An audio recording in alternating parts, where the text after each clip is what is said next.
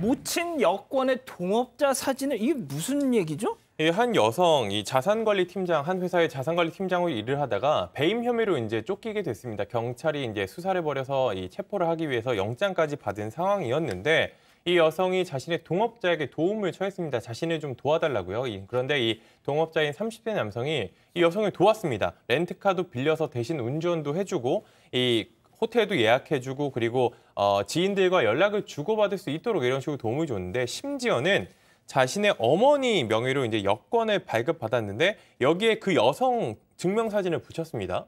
이게 어떻게 가능한지도 모르겠는데 일단 어머니 명의로 여권을 발급받은 다음에 이 여성의 사진만 붙게 해서 이 여성인 것처럼 할 수 있게 되죠. 결국 이게 다 범죄거든요, 하나하나가. 그렇기 때문에 뭐 범인 도피, 여권 정보 불실 이런 식으로 여러 가지 혐의로 재판에 넘겨졌습니다. 자, 여권까지는 뭐 만들었다 쳐요. 그럼 그걸로 실제 출국을 했나요?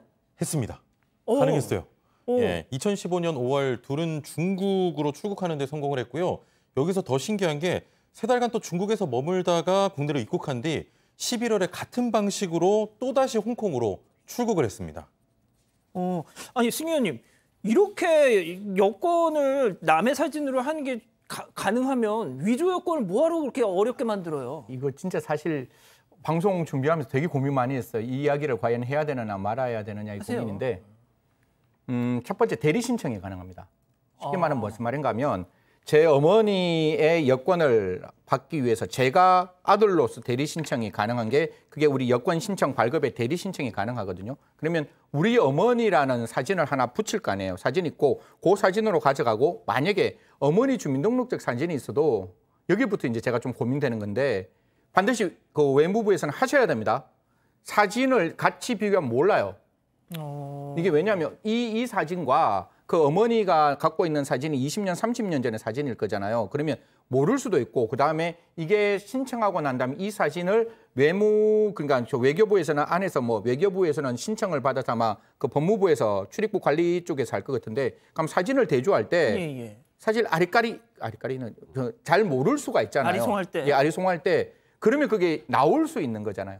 사실 제가 가끔 가다가 이렇게 그 은행 같은 데 보면 형식적으로 이렇게 딱 그러니까 그 운전면허증 보면 형식적으로 이렇게 보는 경우도 가끔씩 있어서 이런 부분에 있어서는 조금 더 안면 인식에 관련된 여러 가지 내용을 조금 더 꼼꼼하게 가야 되지 않느냐. 앞으로 이런 일이 있으면 반드시 발각될 수 있다는 말씀 드리겠습니다.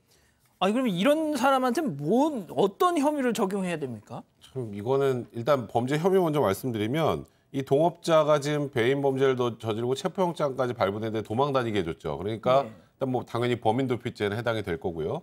여권 같은 이 공정증서를 그러니까 기재를 허위로 하는 것, 이 불실기재, 부실기재 같은 말인데 요즘에는 이제 통일해서 부실기재라고 쓰는데 그 저것도 사실 쉬운 한국말로 하면 그냥 허위 기재입니다. 허위 내용이죠. 엄마 얼굴 붙여놨는데 그렇죠. 이제 그런 죄가 성립할 수 있는 건데요. 제가 아까 승 의원님 말씀하시는 거에 대해서 조금만 하나 더 말씀드리면.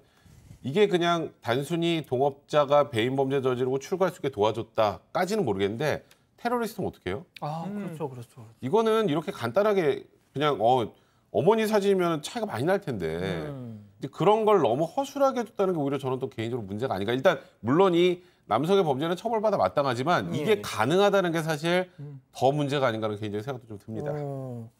일단 뭐 이 사람이 자수를 해서 뭐 재판을 받으면서 무죄를 주장했다고는 하는데 승 의원님, 저는 이게 또 너무 정말 충격적인 사건인 게 별거 아닌 것처럼 또 보이지만 아니 그 여권 사진이라는 게 얼마나 그 까다롭지 않고 뭐 밝기며 배경이며 뭐 얼굴 각도며 세상에 근데 다른 사람 얼굴 이게 법원 판단이 그래서 어떻게 나왔습니까? 이게 뭐 부실기재라고 해서 굉장히 자수했다는 점을 좀 고려해서 한 징역 10월 정도 나왔는데요.